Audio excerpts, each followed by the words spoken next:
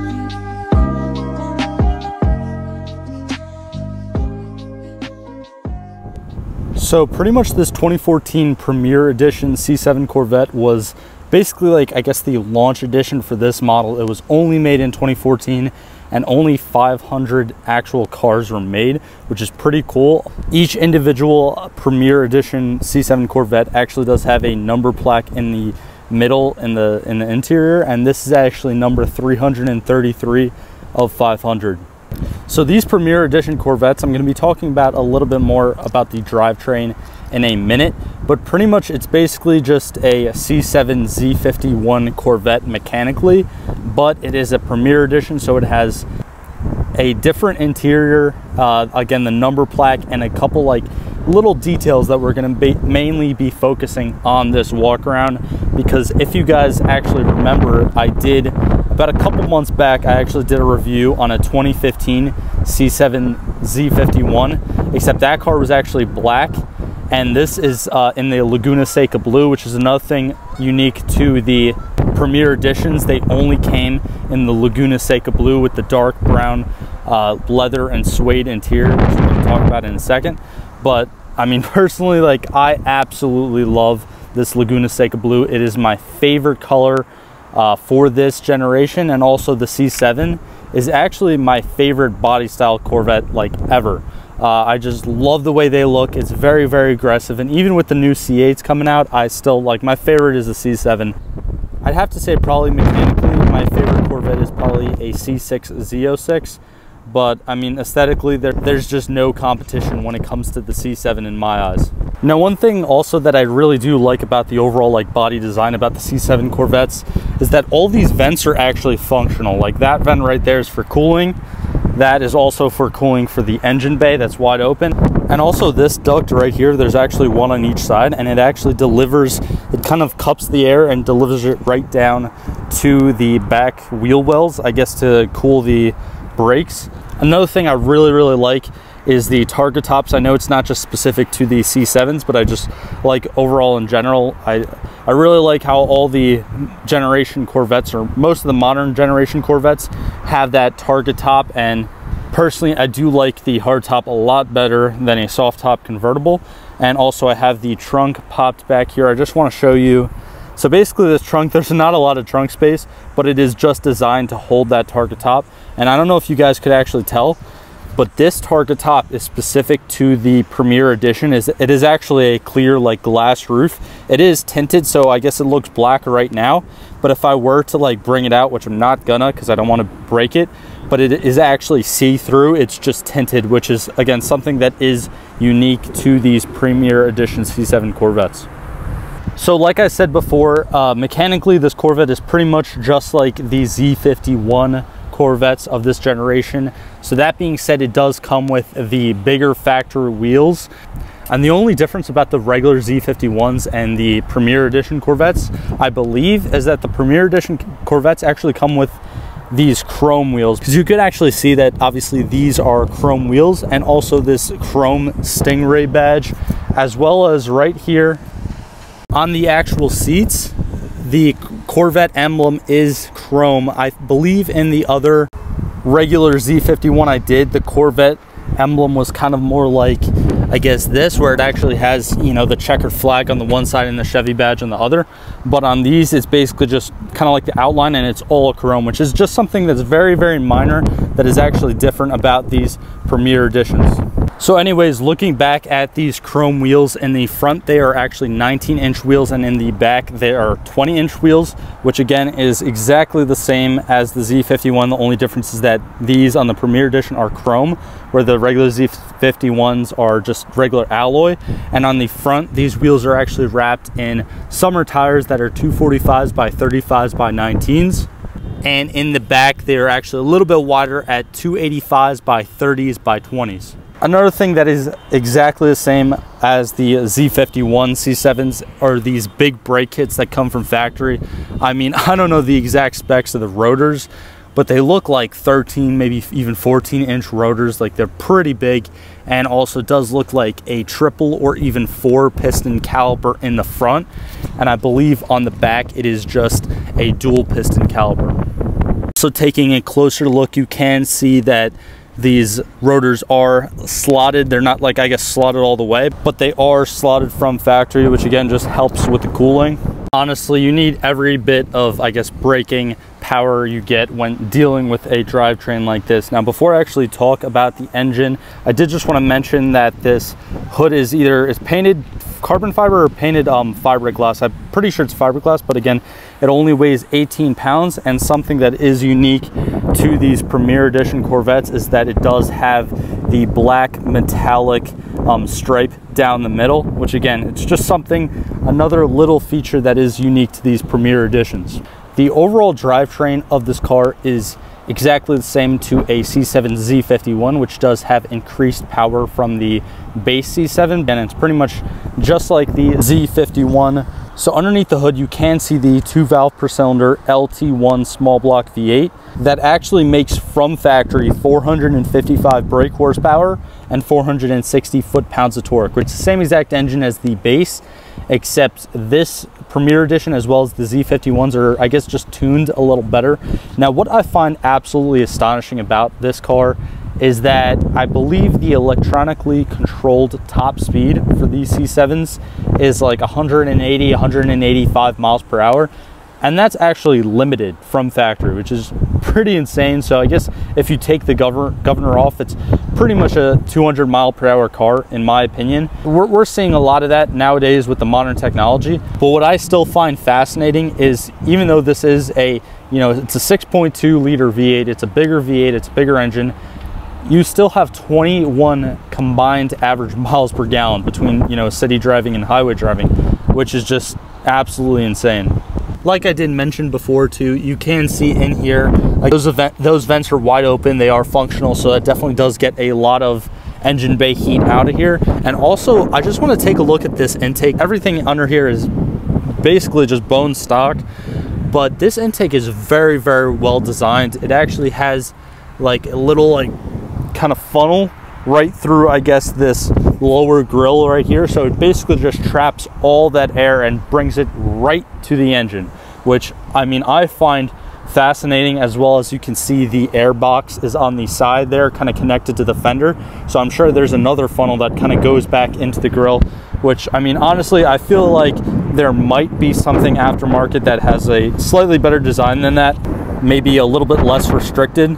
But I mean, honestly, for the most part, like, that's why one thing I did want to mention is sometimes these modern cars come from factory, like, so good that sometimes if you modify them, it's honestly not worth it. Like, I know certain intake systems kind of like this, if you actually take this off and put like a cold air intake or something to replace that on there, you're actually going to lose performance.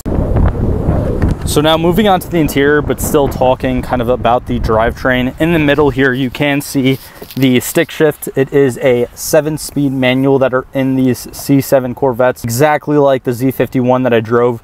The Z51 and the Premier Edition are only offered in manuals, which personally I like. Also, one thing I really like about this specific C7 Corvette is that this transmission does have like automatic rev matching. When I first heard about it, I really didn't think I would like it, but when I actually drove it, it's fascinating. So I'm very excited to drive a C7 again today with that rev matching capabilities.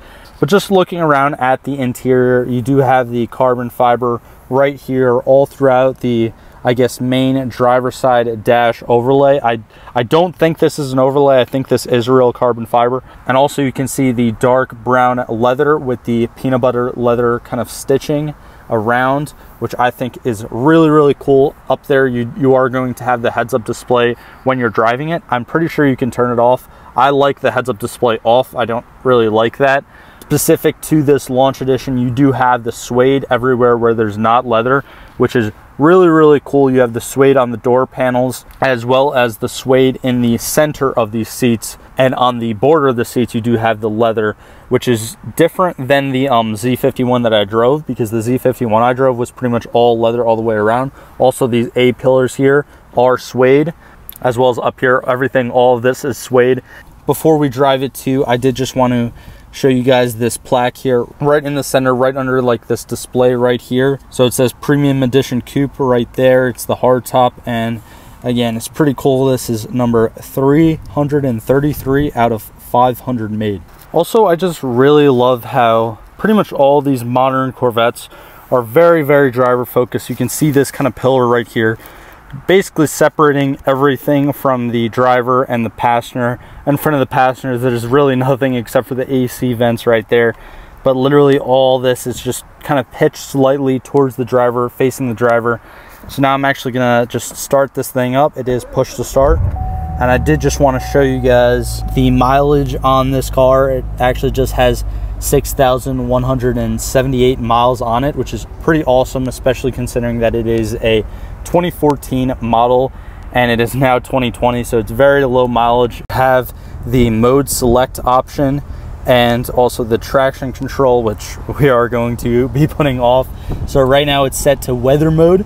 If you bring it to the right, it goes to eco, and then touring, which is, I guess, a little bit more sporty but still comfortable, and then sport mode, and then finally track mode, which is technically for off-road use only, but you guys all know we're going to be driving this thing in track today with traction control off to kind of feel its full potential. It is definitely going to be a blast driving this thing. So without further ado, guys, I'm going to take this thing for a drive and show you guys my initial reactions. All right, guys, so now I'm actually driving this C7 Launch Edition or Premier Edition, and I actually did, the owner actually has already the heads-up display off, which I like. I don't really like the heads-up display, so I like just having, you know, the whole thing just clear. And I mean, everything about this car, I just love it. Everything from the magnetic ride, I mean, you definitely feel every bump, but it's just so smooth, and everything's independent suspension. There's no live rear axle, and the overall gearbox is very notchy. There's not a lot of throw at all, which is just fantastic. And everything down to just how the steering wheel feels is just, I absolutely love C7 Corvettes.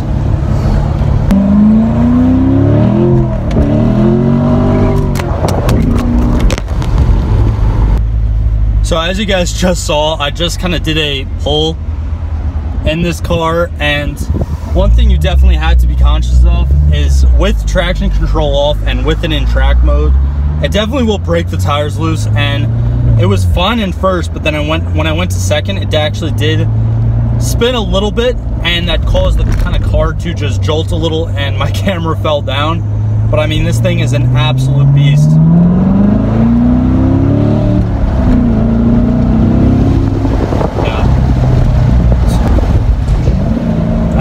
That automatic rev match, which makes everything very, very smooth, which is, I mean, again, in my opinion, when I first was doing research about it and I drove my first C7 Z51, I didn't know if I would like it. I thought it would be really weird, but it doesn't take the control out of the driver. Like, you still have all the throttle control. It just, when the clutch is in, it just gives you that little extra bit of gas if you don't rev match yourself, just to make it a little bit smoother. Now, me personally, I drive a stick for my daily, and I rev match just out of instinct, but like right there I didn't rev match enough, so it just gives you that little extra bit of RPMs to just make everything very, very smooth. The exhaust is variable, so it does open and close depending upon what driving mode you're in, but like I showed you guys before, the whole like eco, weather, track, sport, all the different driving modes, it doesn't have that much exhaust, I guess, customization, but there is, I believe, 4 or 3 different exhaust tones or volumes that, like, basically it's very closed and muffled, or it's kind of regular, or it's just wide open. And obviously when you are on sport or track, that is the loudest the exhaust can get, and it has just such a great tone too. Now, another thing about this car, any C7s really, it's an absolute showstopper. Wherever you go with this thing, you're going to turn heads just because of how aggressive it looks. I mean, I'm sure to normal people, not really car enthusiasts, they see this and they might think that it's more than just kind of like a Corvette. Now, mind you, Corvettes are fantastic, but you know what I mean. Like, some people who aren't really car enthusiasts might look at a C7 or the new C8s that came out and might think that there's some like crazy like exotic European car or something like that. Now, what I like about this thing too is that the gearing is pretty long. I don't know the factory gears, but I do know it does have enough power where even if you're in like 3rd gear or 4th gear, like a higher gear, you can still just step on it and it still has enough power to pull you.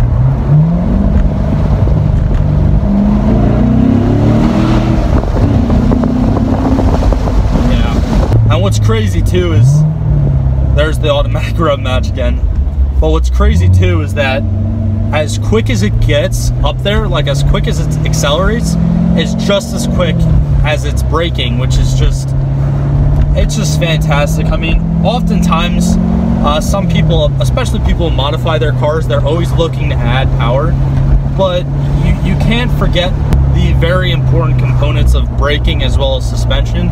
And I mean, this car just from factory is perfect. And the overall feeling that you get from this car is like, it feels like you're in a freaking rocket ship, because everything in the dash is focused to you. You have the seats that are gripping you in. It really feels like you are in a kind of like modded out track-based car, but then you look at it and it's a completely stock factory car. Now, that being said, it might not be the fastest factory car around a lap, or it might not be the fastest factory car in a straight line, but still, just the overall feeling you get from this car is awesome. So now we're getting on the highway here.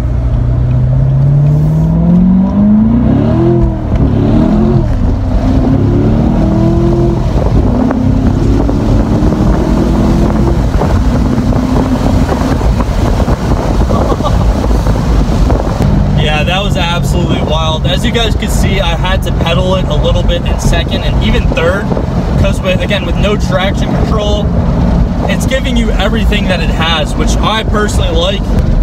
And I mean, I personally love it, but again, sometimes, unfortunately, like, you see these people crash these brand new cars. When you're taking off all the limits of these cars, you have to know your limits, and that's why I kind of just pedaled it there, and I kind of laid off, but then I got right back on it when I got into that higher gear. And I'm just getting off the highway now, but when you were just kind of cruising on the highway at 60 miles per hour, with the target top off, it definitely is pretty noisy in here. You definitely do get a lot of wind, but I mean, still, it's just such a great and comfortable driving experience. Do one last pull here. Right now we are in the highest kind of horsepower war that we've seen in the history of automobiles with modern day technology. I mean, even just in the American muscle industry, we're just pushing out like crazy factory power numbers. But something that almost has 500 foot-pounds of torque, and it's as light as a Corvette is. Again, it's a Corvette, so you have to keep in mind, like, the entire body is fiberglass, and the engine is an aluminum block, so everything is very, very lightweight on this car. And with the magnetic ride, you just feel everything, which it definitely gives you a very, very unique driving experience for sure. All right, guys, that's pretty much just going to wrap up today's review. I hope you guys enjoyed watching this review, because I for sure definitely did. This car is a blast to drive, and in the Laguna Seca Blue, I know I mentioned it in my other C7 review, but the Laguna Seca Blue on a C7 Corvette, like, this is my personal dream Corvette, so it's definitely awesome for me to drive this car today.